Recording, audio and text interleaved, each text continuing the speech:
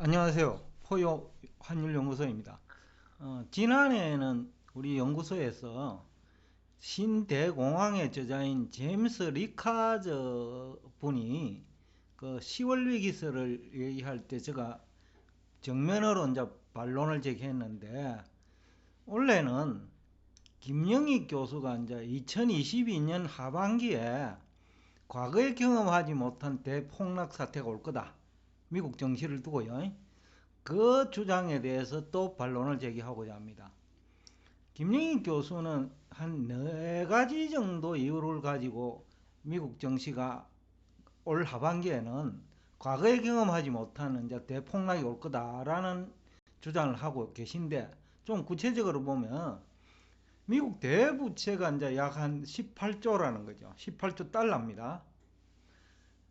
그런데 이제 미국의 대부채는 앞 시간에도 제가 한번 얘기를 한 기억이 나는데, 그 미국 무역 수지 적자에서 비롯되거든요. 미국은 뭐 외국에서 돈을 빌릴 이유가 없잖아요. 외화가 부족한 나라도 아니고 미국 달러 있고는 외화기 때문에. 그러니까 결국은 무역 수지 적자인데, 중국의 무역 수지와 미국의 무역 수지는 완전 정반대예요.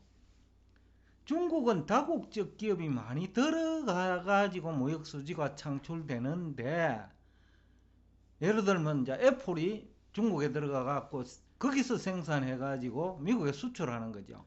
그러면 이 경우 중국은 무역 수지 흑자, 미국은 무역 수지 적자인데, 그런데 이게 다른 나라 무역 수지 적자하고는 완전히 달라요.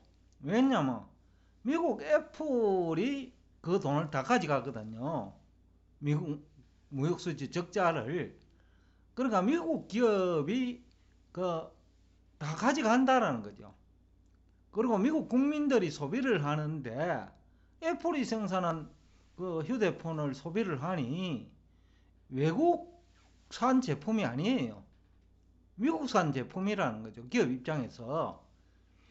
그러니까 이제 그 다른 나라 무역수지 적자는 완전히 다르죠. 그런데 반대로 중국은 무역수지 흑자인데 다국적 기업이 많기 때문에, 그러니까 애플, 뭐 독일의 자동차 3사, 뭐 한국도 많이 들어가 있죠. 그리고 프랑스 기업, 뭐 이런 국가 기업들이 많이 들어가 무역수지 흑자가 발생하는 거죠.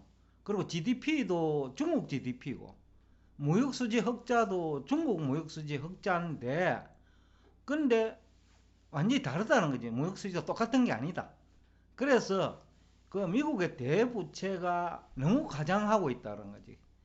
아마 몰라서 그럴 것 같은데요. 아마 김영희 교수가 다른 나라와 무역수지는 똑같은 개념으로 보는 것 같아요. 중국 무역수지 적자, 한국 무역수지 적자, 미국 무역수지 적자가 동일한 거로 보시는 것 같은데, 전혀 다르다는 얘기를 하고 싶고요. 그러니까 미국 대부채 약 18조 달러 때문에 위기가 온다는 주장은 설득력이 없다라는 얘기죠. 그 다음에 이제 경기 불황 신호를 장단기 금리 격차 축소에서 찾는데, 김영 교수 같은 분은. 근데 장단기 금리 격차가 축소되는 게 한 3가지 이유가 있거든요. 근데 김영희 교수가 말씀하시는 거는 그 장기 금리가 하락하고 단기 금리가 올라가죠. 2022년에는 그럴 수밖에 없어요. 왜냐하면 기준금리는 올리는데 장기금리는 이미 많이 올라와가 있기 때문에 크게 올라갈 건 없어요. 그러니까 기준금리 상승 속도에 따른 단기금리 상승 속도는 빠른데, 장기금리는 뭐 크게 올라갈 이유가 없어요. 그렇기 때문에 장단기 금리 격차 축소인데, 이것이 경기 불황을 예고하는 장기 금리 하락과, 그러니까 장기채 가격 상승요, 단기채 가격 뭡니까 상승, 장기채 금리 하락, 이와는 완전히 다른 그 금리 격차 해소예요. 그러니까 경기 과열을 억제하기 위해서 미국 연준이 기준금리를 인상하니까 장단기 금리 격차가 줄어드는 거예요. 그게 완전히 다른 성격이라는 거죠. 그런데 김영희 교수는 그 구분을 못하는 거 아니냐라는 얘기를 제가 하고 싶고, 그 다음에 또 하나는 바이든 정부가 이제 재정 지출 예산 이미 확보해 놓은 게 1.2조 달러입니다.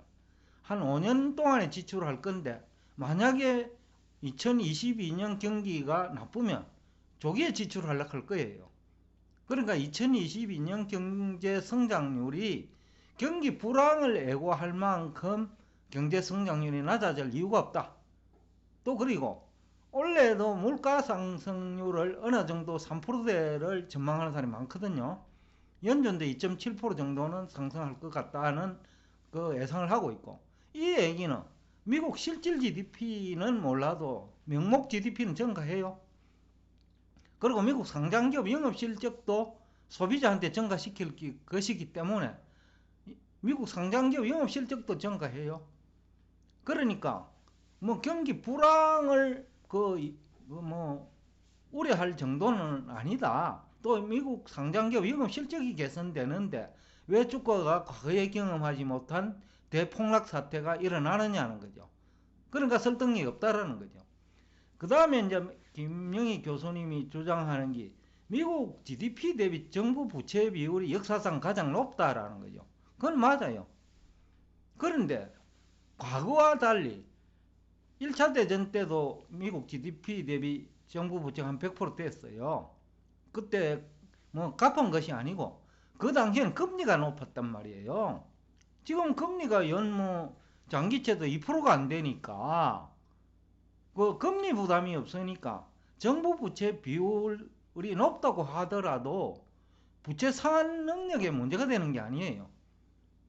그러니까 그 GDP 대비 정부 부채 비율이 높은 거는 인정하지만은 그것 때문에 미국 경제 위기가 오고 그것 때문에 미국 증시가 과거에 경험하지 못한 대폭락이라는 주장은 전혀 설득력이 없다.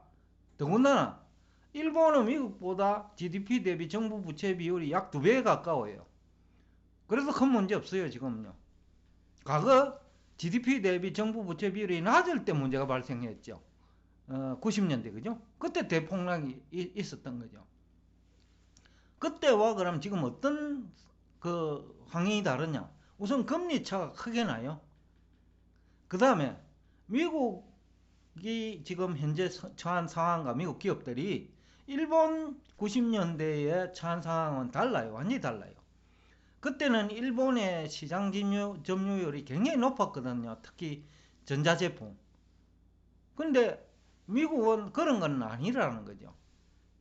그러니까 그 비중이 낮아질 만한 게 없다라는 거예요.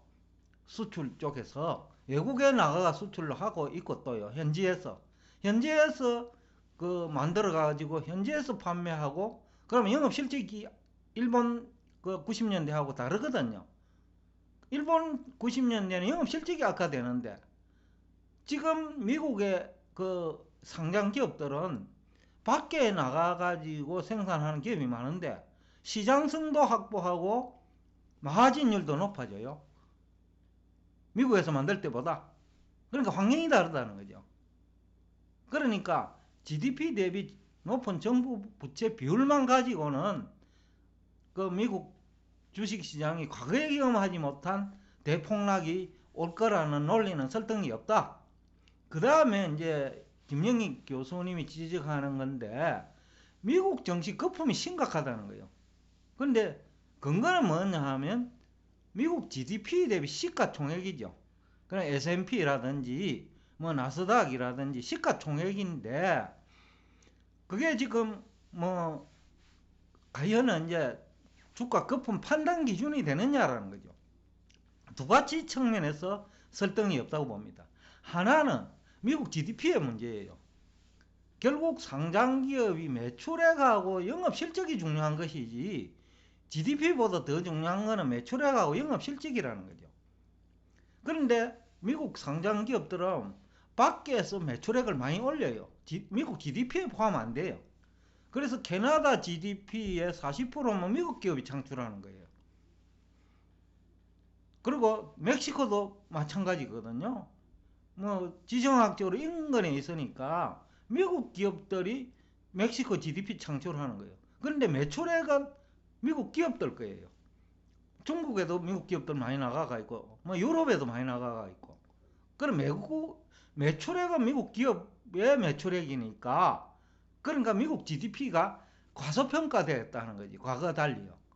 그래서 과거 기준으로 GDP 대비 시가총액이 너무 높다, 이 얘기는 설득력이 없고, 두 번째는 이 GDP는 1년을 가지고 얘기를 하는데 문제가 있다는 거죠.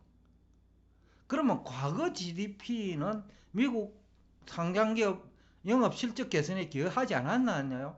그리고 유보 이거로 남은 것은 왜 인정 안 하겠다는 얘기예요. 그러니까 유보 이익도 기업 가치를 결정하는 요인 중에 하나거든요. 그러니까 안정성, 재무구조, 수익성, 이거 다 지금 고려하지 않은 GDP만 가지고 얘기하는 거는 설득력이 없다라는 거죠. 그 다음에 원래 물가 상승률이 3%대 중반만 되면 미국 상장기업 영업 실적이 아주 좋아요. 또 GDP도 증가해요. 그러니까 분모가 GDP이고 시가총액이 분자라면 분모가 커질 수 있다는 거죠. 상당기업 영업 실적도 개선될 수 있다는 거죠. 미국 GDP가 밖에서도 증가하고 미국 내에서도 증가한다는 거죠. 근데 미국 GDP는 밖에 나간 기업들이 많아가지고 과소평가되어 있다는 거죠. 그래서 설득력이 없다는 거죠. 그리고 주가 결정 원리는 영업 실적이 더 중요하다. 매출액보다. GDP는 매출액 개념인데 그것도 미국 밖에서 미국 기업이 매출한 것은 반영 안 된다는 거죠. 그래서 김영희 교수 주장은 4가지인지 5가지 그 이유 중에 하나도 설득력이 있는 게 없다. 그래서 제가 강력하게 미국 증시가 2022년 이후에 과거에 경험하지 못한 대폭락이 온다는 김영희 교수 주장에 정면으로 반론을 제기합니다.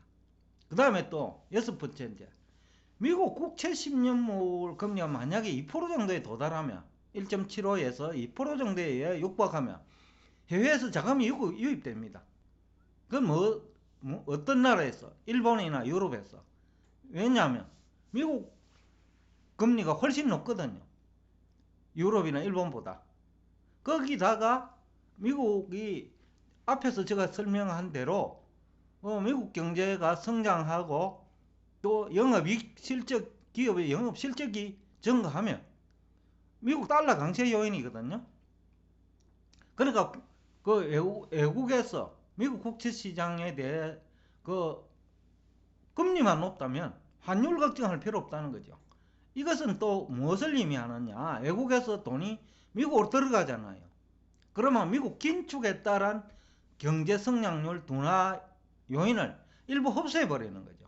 또 미국 연준이 보유하고 있는 자산을 매각하더라도 그것을 유럽이나 일본 기업들이 매수해주면, 국채를 매수해주면 금리 상승을 또 억제할 수 있죠. 그러니까 이것도 증시의 호재다. 물론 나스닥처럼 금리에 민감한 주식은 아니지만은 다우존스나 S&P 500 기업 중에 우량 기업은 외국의 에너지를 공급받아 가지고 또 주가가 올라가거든요. 그러니까 지수는 올라갈 수 있다라는 거죠.